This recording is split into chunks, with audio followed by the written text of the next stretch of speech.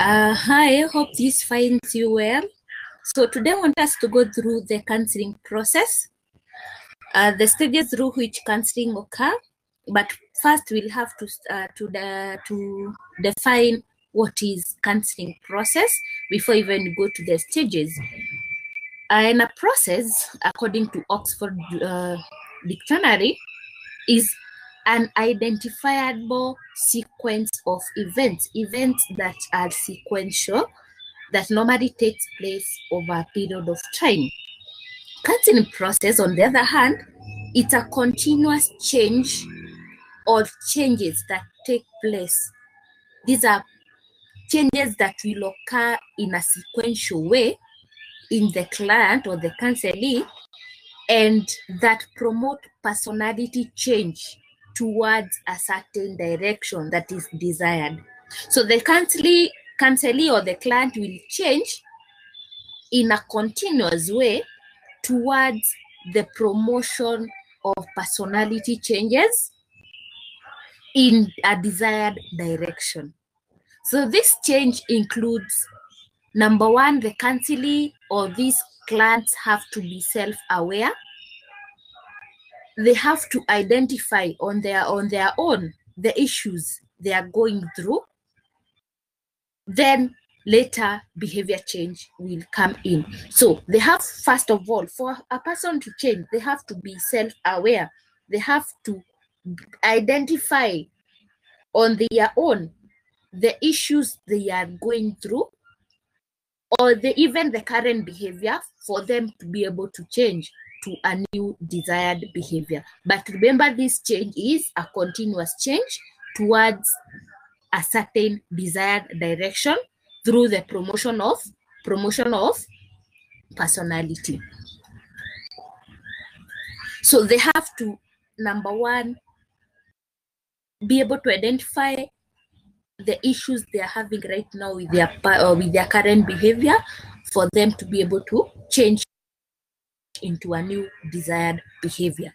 So these are the stages of counseling process, and the first stage of counseling process is exploration stage, where the client as well as the counselor is able to find out or to seek to know why is this problem affecting this person, what is this problem that is affecting this person, and how is this problem being affected by the problem. So it is about enabling the client to share and tell their story. For you to be able to identify the problem in the client must be able to tell out their story. So how do you, and how is this achieved? So this is achieved by achieving these goals of aims at this stage. Number one is to create a good relationship with the client, that is good rapport. Then number two, negotiate the contract. And we have two kinds of contract being negotiated here: contract to cancel and canceling contract. We are going to see the difference between these two. Another aim is to clarify and define the real problem that is facing this client. A client can come to you and tell you that we are fighting each and every day. That's according to their problem. But you need also, together with your client, able to identify what is causing, what are the problems that are leading to the fighting. So by that, you're clarifying and defining the real problem. Then you need also to make an assessment, both you and your client, to identify the real problem from the presenting problem. So you identify the real problem from what this client is presenting to you. Because, for example, if a client comes to you and tell you that I'm not feeling at peace, that's the presenting problem. So the real problem is what is causing the lack of sleep. So those are the aims that will enable you be able to find out or to explore the problem, the individual. is suffering. So what is the difference between counseling contract and contract to counsel? In counseling contract, it normally tells or it normally brings out what will happen during the counseling in terms of what the counselor is prepared to offer you. Definitely you have to agree on how you as a counselor is going to help the client. That is the first contract. Then another type of contract is contract to counsel. Before you come up with the counseling contract, you have to agree on the contract to counsel. And in contract to counsel, it means the initial agreement, it comes first before the counseling contract, between the parties that counseling is being offered or not. For example, if you're a marriage counselor and a person presents issues concerning drug addiction, issue concerning rape and the likes and crime, definitely you not admit that person, or you not agree on the counseling with this person, or to contract, will not come into contract to counsel with this person, because you're not specialist in whatever problem they're presenting. So the first contract to counsel will not be signed, and definitely the second one will not also be agreed upon. So in contract to counsel, other things also need to be agreed upon, and this includes the fees to be paid, the time that will take place, the duration of the sessions, and limit of confidentiality. So this will occur in the first contract or contract to counsel. Then after you've agreed on the contract to counsel, that's when you can agree on counseling contract. So what is the role of you as a counselor at this stage? Number one, as the most important at this stage, is to create an environment that is really friendly for this person to explore themselves by telling out and exploring themselves by what they are telling out. And this is achieved by creating a good relationship of such safety that the client will have the courage to risk exploring self in terms of feeling, thoughts, and behavior. So once you create a good environment, the client will feel safe to give out or to tell you all that they have, or all that they are feeling, their emotions, their thoughts and behavior, once they feel that they are safe to explore themselves. Then another important role of a counselor is to set aside his own curiosity, your attitude, your own definition of what this person is suffering from or diagnosis, your own interpretation, your own interest towards working with the client agenda. Make them understand the problem they are facing. And don't tell them the problem they're facing. Make them know or help them. Create an environment at which this person will be able to self-identify the problem they are suffering from. Another aim is to establish a secure enough basis from which proceed to other stages. Once you create a good foundation of your counseling, the rest of the stages will occur smoothly. The foundation I make in quotes is the determinant of effective counseling and the kind of a counselor I am. Once you have a good foundation at this stage, the rest of the stages will occur at a very smooth rate. Then, what is the role of the client at this stage? The client, number one, the client's role number one is to self-search, self-explore in order to achieve self-awareness. Once a person identifies fully or clearly the problem or the behavior that they need to change, that's when they'll be able to change their behavior effectively. another important aim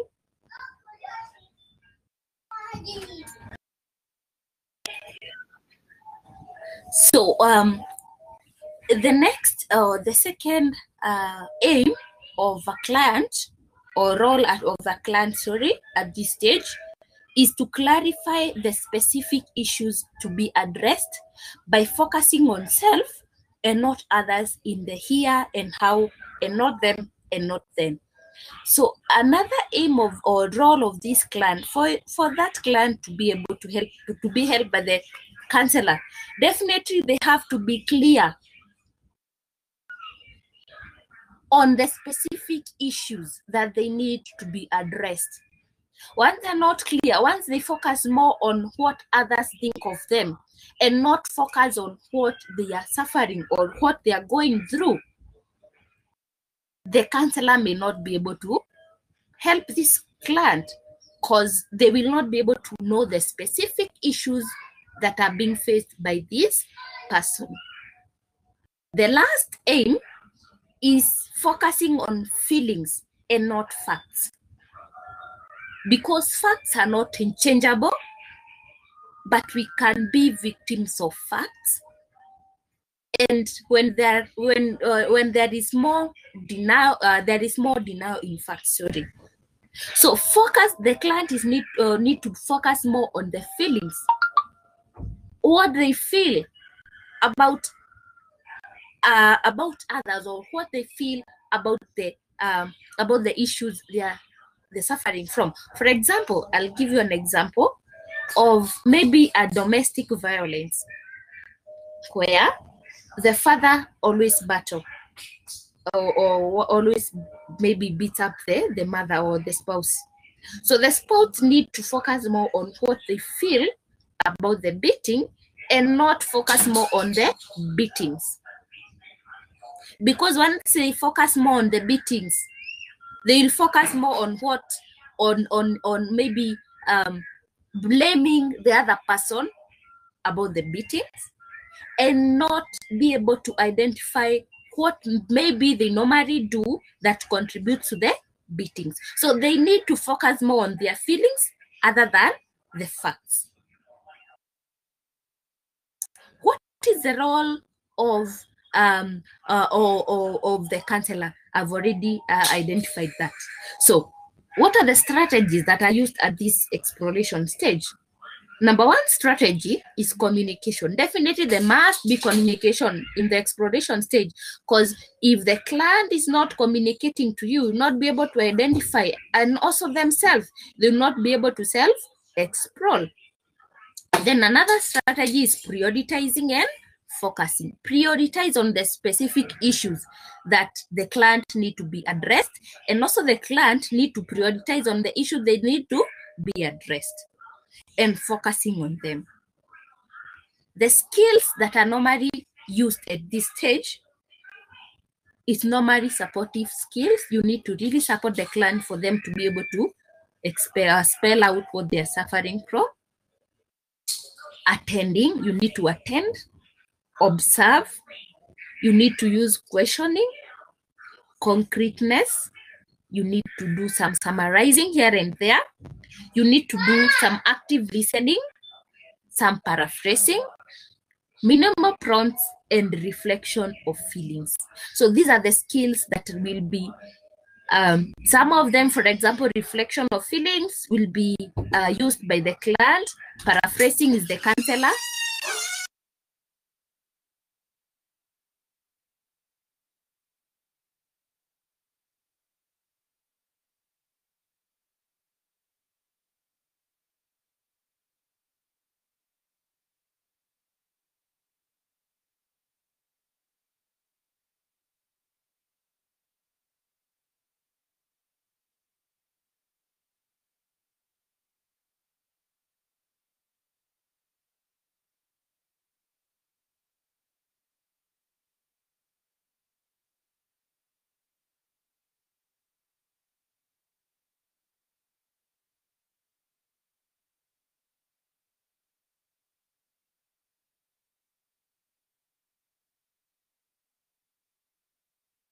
So once you are done with the exploration stage, the client have explored themselves.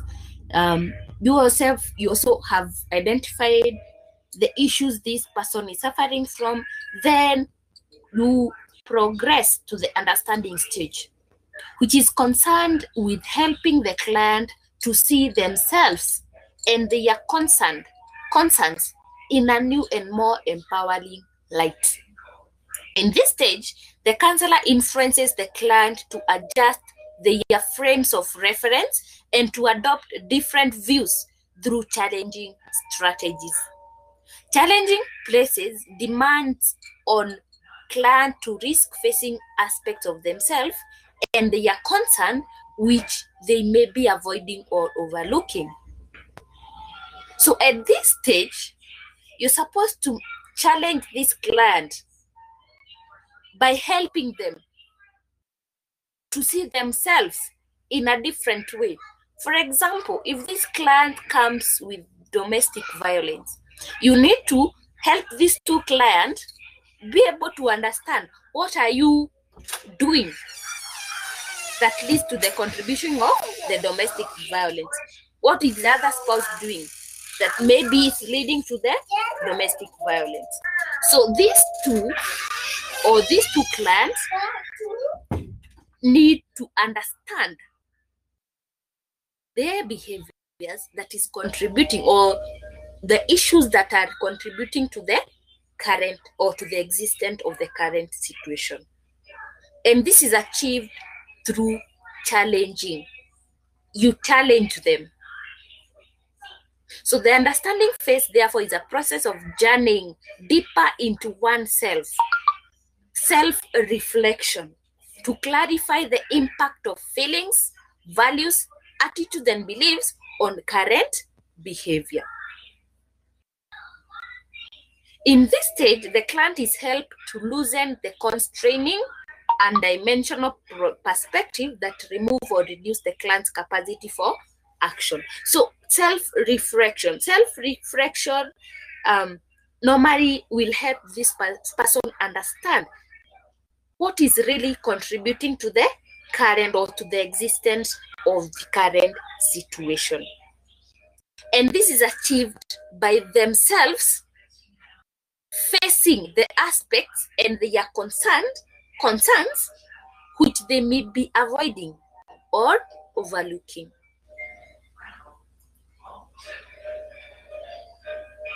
What are the aims of this understanding stage? Number one is to reassess. And reassessment means helping the clients to gain greater self-understanding, to see their problem from a different perspective that is more empowering.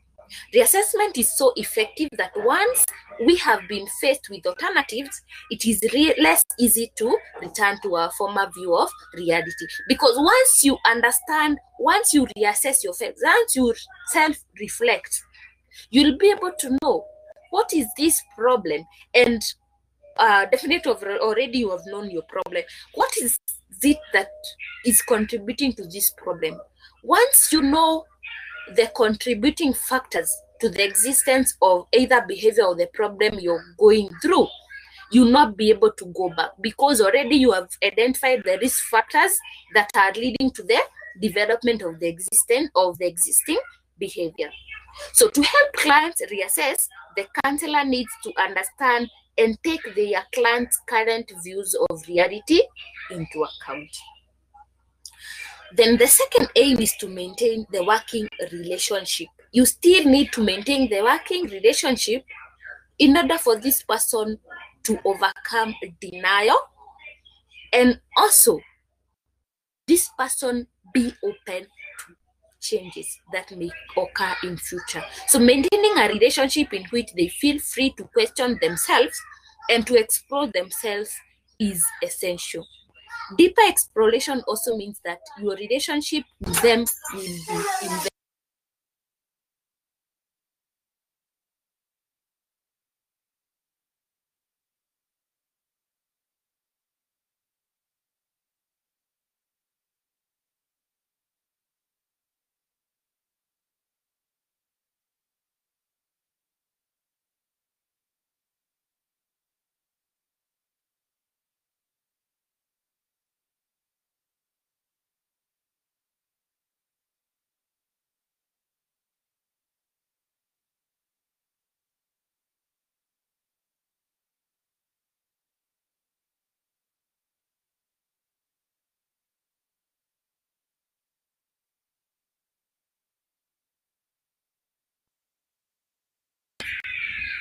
So a good relationship with your client is still paramount here, because it will enable this person to feel free to question themselves and explore themselves further.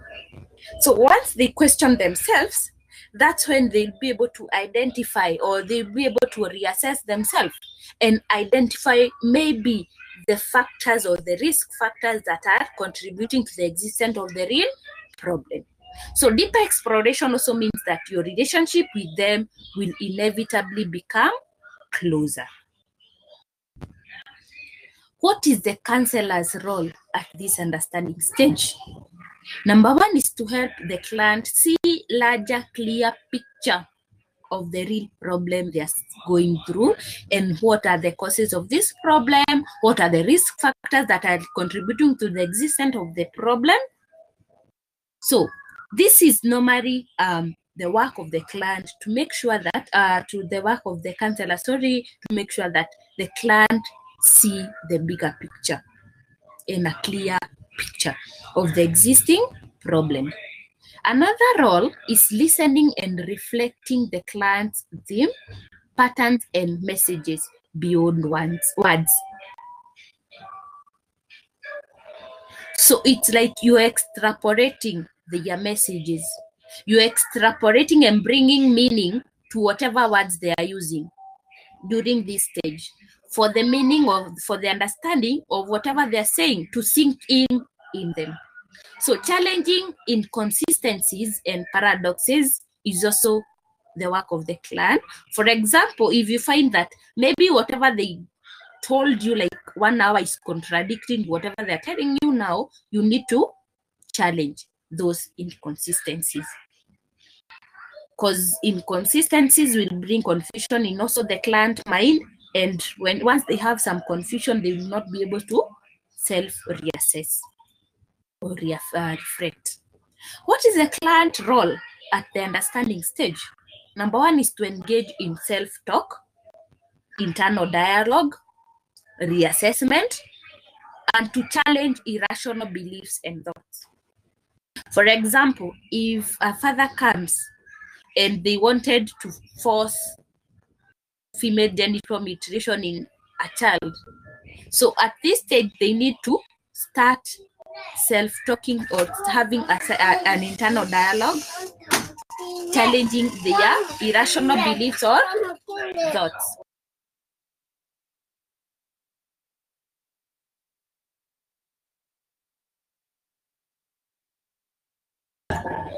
So it is still the work of the client to journey deeper into him or concern, to clarify the impacts of feelings, the values, the attitudes and beliefs on the current behavior. So they need to evaluate more on the current behavior. They need to evaluate the behavior, their current behavior, on how do they feel about the behavior, what is their attitude towards the behavior, and how or what are the beliefs concerning the current behavior. Once they're able to really scrutinize their current behavior, they will be able to see the disadvantages and the advantages that the current behavior is bringing on board. So to control, another aim, another role is to control the speed and direction of the exploration of deep materials. Move at the client's pace. So it is still the work of this client to be able to identify what they're supposed to tell you or not, and how are they supposed to tell you whatever they are going through. It's still their work to decide on what they are supposed to tell you and what they're supposed to disclosure or to you or to the counselor. So what are the skills used here? We have active listening, minimal prompt still, concreteness still is needed here, focusing, because they need to focus on their behavior, and also you need also to focus on how their attitude towards their current behavior is. Silence is also required here in the counselor side. Summarizing is still needed in the counselor side. Paraphrasing is also needed. Self-disclosure is on the client side or the counselor side.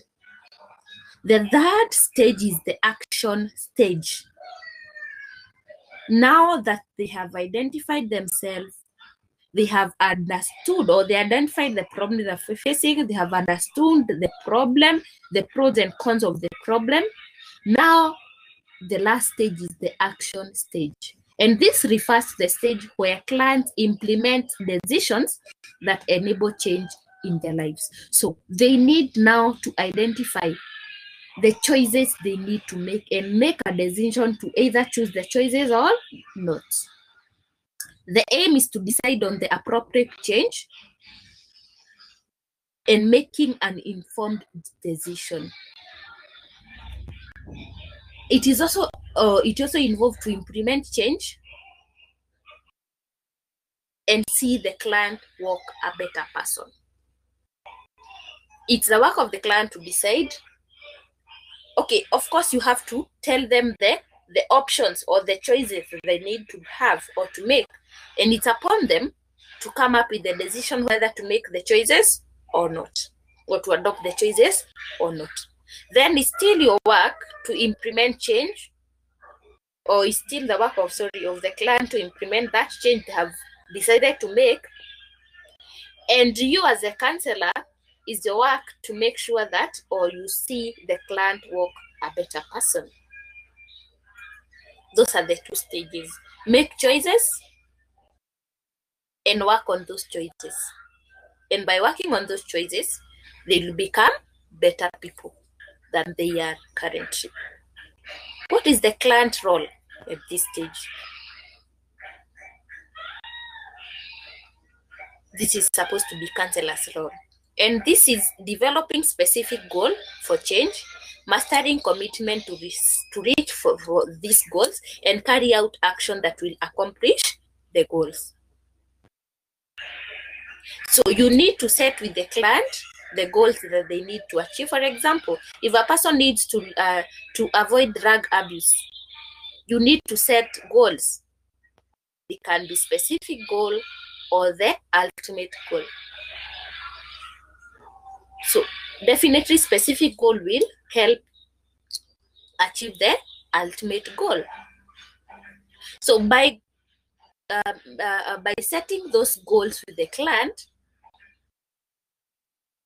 you're helping this client to commit in order to achieve those goals and carry out actions by implementing the choices they made to choose, or they chose,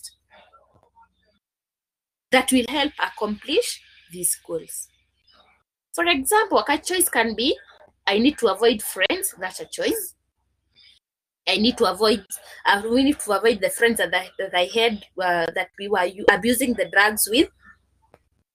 I need to keep myself busy. I need to look for a job. Those are choices. And it's your work as the counselor to help this client to achieve or to accomplish those choices, or to choose those choices. And by choosing those choices and working on those choices, or working on the behavior change that you have chosen to do, you will help this person achieve the goals you set with the client. Then it's the work of the client to choose and decide the course of action. What am I supposed to do? Am I supposed to leave friends? Am I supposed to keep myself busy? Then to implement the change agenda or attitude. If, for example, those are the choices that I made, but I need to change on some behavior, such as I need to leave, I need to avoid smoking, I need to avoid buying cigarettes, having cigarettes around. So it's the work of the client and not you as the counselor to make sure that they implement the change they chose to change. Then lastly, evaluate, and if necessary, to refine the action. They need to evaluate whether whatever they are doing is really helping them or not. And then, if need be, refine those actions. Then what are the strategies that are normally employed here? We have brainstorming for alternatives.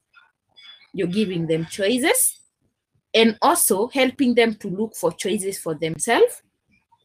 Another one is developing cost and benefit analysis. What are the advantages of leaving cigarettes? What are the disadvantages of leaving cigarettes? And evaluate which have more weight. Is it the disadvantages or advantages? Then the skills used here is same as for the understanding. These include paraphrasing. This includes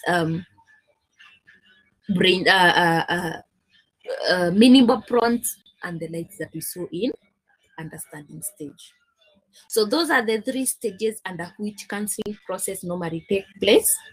We have the exploration stage where you're finding out the problem. We have the understanding stage where the client and you are able to identify and understand what is really causing this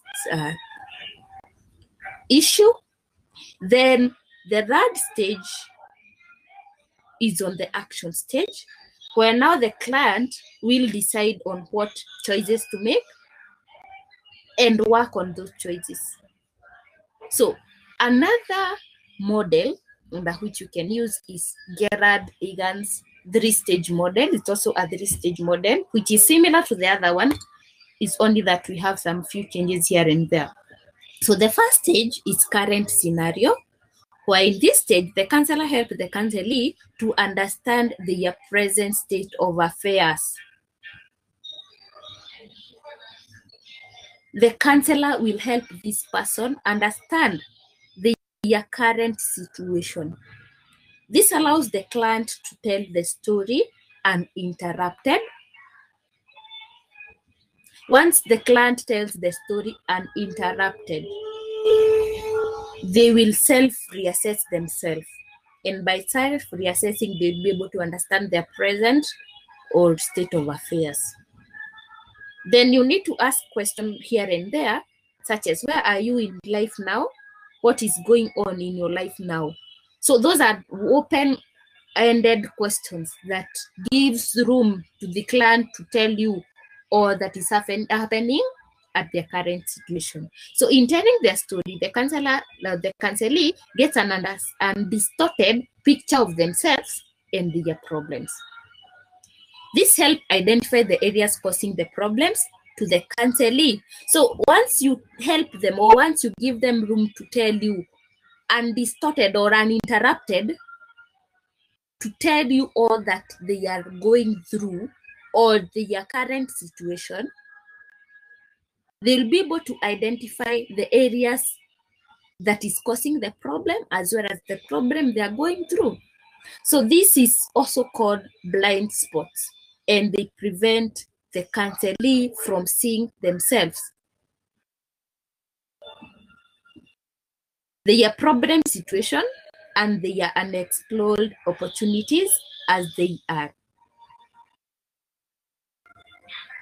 So they'll be able to identify their blind spots, the spots or the issues they are having and the causes of those issues. And by that, they'll be able to know the problem situation and their unexplored opportunities that they have. So by understanding their current situation, and this is achieved by enabling this or allowing this client to tell their story uninterrupted. A counselee may be, for example, be blaming others for his relationship difficulties, while in reality, it is his hostility and rude attitude that keeps others from themselves. So by allowing them tell their story uninterrupted, they'll be able to self-identify the current situation and the causes of those issues they're suffering from. Ask questions such as, what is causing the situation? What is causing these beatings? What is causing this drug abuse? What are the problems and issues that concerns or undeveloped opportunities that the counselor should be working on? So finally, in this stage, the counselor helps the counselee choose the right problems or opportunities to work on. Once they identify the problems and the causes of this problem, now help them to identify the right problems and the opportunities to work on. So the counselee may be having a range of issues, and it's the work of the counselor to help them to work on issues that will make a difference. They might have a lot of issues. They might come with you, or they might come with a lot of or wide of range of issues. So it's upon you to help them narrow down to the most basic issues that they need to address, because you cannot address all the issues. You'll end up losing the client. So you need to work on the issues that will make a difference in their life. So the question being answered here is, how do you get out of the situation? How do you get out of this situation? And for you to be able to get out of the situation, you have to be able to understand the situation and what is causing the situation for you to be able to get out of the situation. The second stage is preferred scenario. So we are through with the current scenario. Now we are on preferred scenario. So this stage is concerned with helping the counselee determine the outcomes. They're the ones supposed to come up with the choices they need to make. Now that they have identified the current situation and the causes of the current situation, they need to come up with the choices that they need to make in order to have their own desired outcome. So this question seeks to be answered the question that needs to be answered in this state is, what solution makes sense for me? So the client is helped to explore and choose possibility for better future. The first step as the counselor is to help the client use their imagination and brainstorming possibility for a better future. So you need to help them choose possibilities for a better future, choose choices for a better future that will bring out their own making outcomes. So questions that they may need to be asked include, what do you want your future to look like? I want my future, I want to achieve this and this and this and this and this. And for you to achieve all that, what are you supposed to do? So it's upon you now to come up with, or the client now to come up with the choices that they need to make the achievement of the ultimate goal. So what would your relationship life look like if you are not intolerable, if you're dealing with relationship issues? We will be peaceful, we'll be having a lot of things, we'll be doing this and this and this. So that's an ultimate goal. And for you to come up with those ultimate goals, you need to make some choices. So it's still upon the client to make those choices for them to achieve all those goals. Secondly, the counselor helps the counselee to turn this possibility into goals, also known as the counselee's agenda for change. Questions to ask here may include, what are some of the things you would do in order to have less fights with people? You're giving them, or you're brainstorming them to have choices or to make choices. What would you do differently in order to make your relationship less intolerable? You're brainstorming them in order for them to come up with a solution. So the goal set should be clear, related to the problem the counselor has chosen to work on, realistic, sustainable, flexible, and consistent to the counselee's value. They need to be very clear, not ambiguous goals. They must be related to the problems through which, or the problem the client is or has chosen to work on. They need to be very realistic. They need to be sustainable in such a way that these choices will be practiced day by day by this person, and this person will not get tired of practicing the behavior, then these choices need to be flexible such that they can be changed now and then depending on the evaluation results, then consistent to the client's values.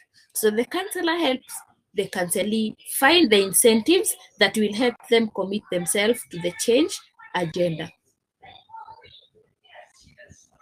What are some of the incentives?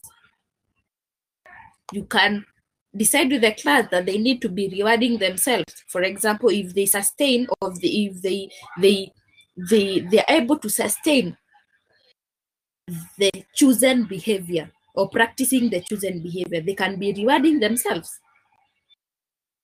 So the counselor may ask the counselee questions like, what am I willing to pay for what I need and want? What are some challenges you think you will have to face as to listen more to others?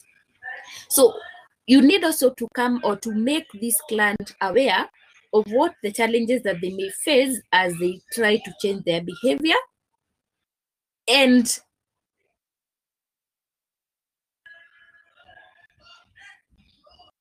all that they need to leave behind and pay in order to achieve the new behavior. So you need to set the goals with this client, or to help this client set goals by making choices, and then help them sustain their behavior or their new good behavior. The last stage is action. Stage 3 deals with defining what the counselee needs to do in order to translate goals to accomplishment. Now that you have set goals, now that you have made this patient or this client aware of what they need to pay in order, of what they need to leave behind, and the challenges that they may face in future as they try to practice this new behavior, then you will need to help this client define what they need to do in order to achieve the set goals in the preferred scenario stage.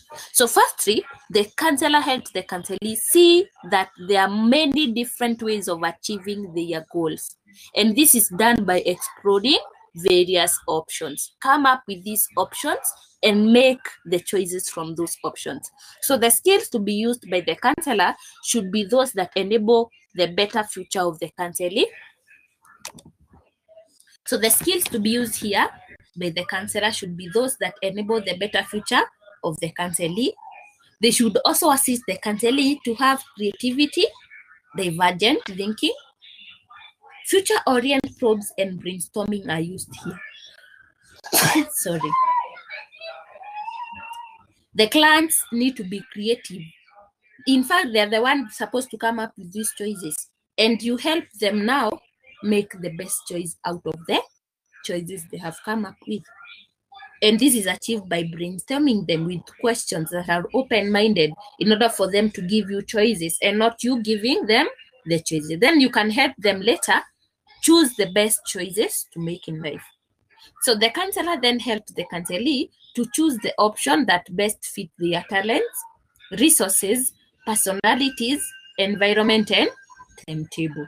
So help them make the best choices out of the ones that they have given you. So finally, the counselor helps the counselee to organize the specific action they need to accomplish their goal, or to accomplish their goals. So these need to be simple, specific, and time-bound. So after you've chosen, or after you have helped them choose the right choices, then it's finally you need to help them accomplish the action, or accomplish and organize, organize the specific action they have chosen to take, and also be able to accomplish later by sustaining those actions. So those are the 3 stages of counseling process. We have 3 stages. We have the current scenario, the preferred scenario, and action scenario, and the actual action in Gerard counseling process. So as you can see, they are almost related, but we have some differences here and there. So that marks the end of this lecture. If you have any question, you can still contact me using my contacts. So have a lovely time. Bye-bye.